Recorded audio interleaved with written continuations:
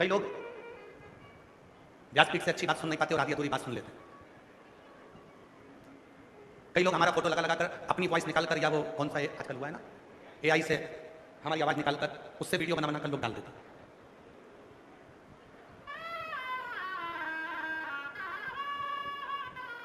कई लोग अलग अलग वीडियो, यहां तक कि कई लोग हमारे साथ में हमारी पत्नी का मुख तो उन्होंने कभी देखा नहीं जिंदगी में, ना जाने कौन कौन सी को जोड़कर हमारा फोटो चिपका कर देते थे, गुरु माता का दर्शन करना। अब जिस गुरु माता का मुख केवल उनके पिता ने और माँ ने देखा होगा, और शादी के बाद हमने देखा होगा, यहाँ तक कि मेरे पूरे सीहोर वालों ने भी, आज तक मेरे पड़ोसियों ने भी हमारी धर्मपत्नी का मुख नहीं देखा होगा, और उसका मुख आप टीवी पर लगाकर के, फोटो में लगाकर ये गुरु माता है, एआई से सब कुछ हो सकता है, वो जो करना चाहे सब कुछ हो सकता है। लोग उसको विचारते नहीं।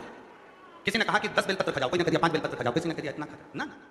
एक मस्तक पर जो बिंदी लगी है उसके बराबर भी, मस्तक की बिंदी के बराबर भी अगर हमें तकलीफ है, कष्ट है, दुख है, हमारे मुख में बेलपत्र खाने पर यदि स्वाद नहीं आता, छाड़ छाड़ हो जाता, छाले पड़ जाते, आप बेलपत्र नहीं खा सकते और तकलीफ ज्यादा है, बीमारी ज्यादा है, एक माथे की छोटी सी बिंदी के बराबर भी बेलपत्र को यदि आप पाओगे तो वो बेलपत्र आपको सुख दे, वो सुख दे। किसी गलत भ्रम में नहीं पड़ना। आज के जमाने में इतना आडंबर, इतना पाखंड, इतना दिखावा हो गया, लोग कहते कुछ है करते कुछ है, बोलते कुछ है, कथनी में और कहने में बहुत अंतर होता है, बहुत अंतर। कहने को तो लोग, महाराज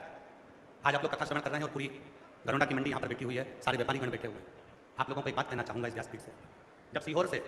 कथा किसी को भी दी जाती है ना, तो कभी सीहोर में आकर उनके फार्म को देखा करो, जो फार्म भरा था उस फार्म में लिखा रहता है, आप पास नहीं बेचेंगे, आप दुकान नहीं बेचेंगे, आप कर्जा लेकर कथा नहीं कराएंगे, आपके पास पैसा नहीं है तो कथा बिल्कुल मत कराओ, टीवी पर कथा आ रही है वो सुनो, ना पास बेचो, ना चंदा मांगो, ना किसी से लो। अगर भोलेनाथ जिस दिन तुम्हारे ऊपर कृपा कर दे उस दिन तुम दिल से कथा कराना, कर्जा लेकर या चंदा लेकर। फार्म भरा जाता है, जो कथा लेकर आता है उसके सिग्नेचर होते हैं, उसके साइन लगते हैं, उसकी वीडियो बनती है, ऑफिस में जमा होती है। और फिर करें मेरी चीजियों, तुम 10 सहेलियां एक नियम बनाओ, हमें हमारे गांव में कथा कराना है ना, तुम 10 सहेलियां नियम बनाओ कि मेरे भोले बाबा 12 महीने की शिवरात्रि आती है, मैं 12 महीने शिवरात्रि पर तेरे एक बेलपत्र, एक चावल का दाना, एक दुर्वा चढ़ाऊंगी। एक साल तक हम 10 सहेलियां तेरी आराधना करेंगे, और हम 10 सहेलियों को तू इतना दे देना कि हमारे पति आगे आकर खड़े होकर 10 की 10 मिलकर कथा को करा दे। कर्जा लेकर नहीं, कर्जा मांगकर नहीं, किसी की अठन्नी लेकर नहीं है, टीवी पर कथा सुनो, दिल से सुनो। तुम्हारा ये भाई तुमको कभी कर्जे में देखना पसंद नहीं करेगा, कभी जिंदगी में आपके ऊपर कर्जा हो, ये हमको पसंद नहीं है। हम यहाँ तक कहते हैं अपनी व्यासपीठ से कि बैंक से भी अगर कुछ लिया है तो उसको देने का प्रयास करो, किसी से अठन्नी ली है तो उसको देने का प्रयास करो। जब मेरे भोले बाबा को तुम अपना 3 घंटा समय देते हो तो मेरा भोले बाबा भी तुम्हारे दुख मिटाने के लिए तुम्हारे दरवाजे पर खड़ा है,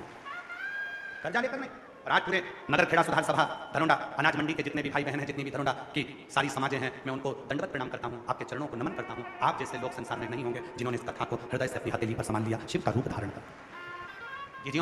हमने 30 साल में ढेरों कथाएं करी हैं, महीने की 3 कथा होती हैं, लाखों हजारों कथाएं चलती रहती हैं। पर जो हरियाणा में देखा ना, मंडी में